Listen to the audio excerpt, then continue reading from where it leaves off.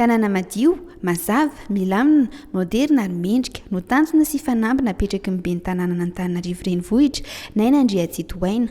Mba hatongavana amin'izany tanjona izany anefa dia ilaina ny fampahafantarana ny lalàna misy mba hahafahan'ny mponina manaja sy manatanteraka izany antsakany sy andavany.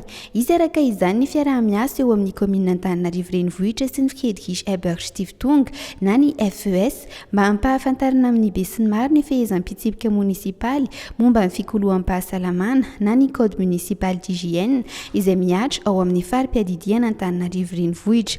Notanterahina androany alakamisy ny fanaovan-tsony izany fiaraha-miasa izany ary fiofanana sy fanentanana eo anivon'ny mponina Antananarivo no hanombohana azy. Isy ny afisy sy ny bokely izay aparitaka mba hanentanana ny mponina monina eto Antananarivo renivohitra. Ny fehezam-pitsipika munisipaly misahana ny fikoloham-pahasalamana dia mirakitra ny fepetra rehetra izay tsy maintsy arahin'ny olom-pirenena tsirairay mba hitsinjovana ny fahadiovana sy ny fiarahamonina. Notovonana sy nasiam-panovana ity fehezam-pitsipika ity tamin'ity taona 2024 ity.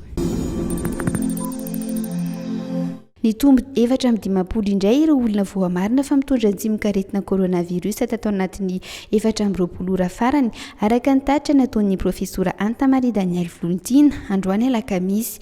Ny enany isan'ireo olona voamarina fa mitondra ny tsimikaretina coronavirus eto amin'ny faritra Analamanga satria miisa 10 izy ireo tato anatin'ny 420 ora farany. Mbola betsaka kosa nefa izy io any amin'ny faritra sasany raha oharina amin'ny abetsaky ny mponina. 12 ny tranga ohatra ny Menabe, 13 any amin'ny faritra Alaotra Mangoro ary 9 any amin'ny faritra Diana. Tafiakatra 1,750 sy 1 alina araka izany isan'ireo olona efa voa sy voavoan'ny coronavirus raha tambatra.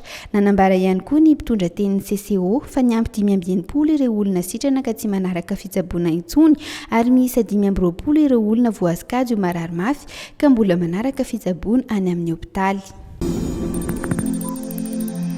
Tsy andony latsakemboka fanao amin'ny fikambanan'ny ray aman-dren'ny mpianatra na ny FRAM ireo ray aman-dreny ho an'ny taona 2024 sy 2025 no hazavaina tao anatin'ny tatitry ny filan-kevitry ny minisitra fa ny fitsinjovana ireo tokantrano sahirana sy ny ray aman-dreny izay tena misedra ny fahasahiranana no antony nandraisana izany fanapahan-kevitra izany. Tsy haharitra nefa izany fa fandaminana napetraka mandra-pisian'ny lamina vaovao ho iatrany ny tatitry ny filan-kevitry ny minisitra.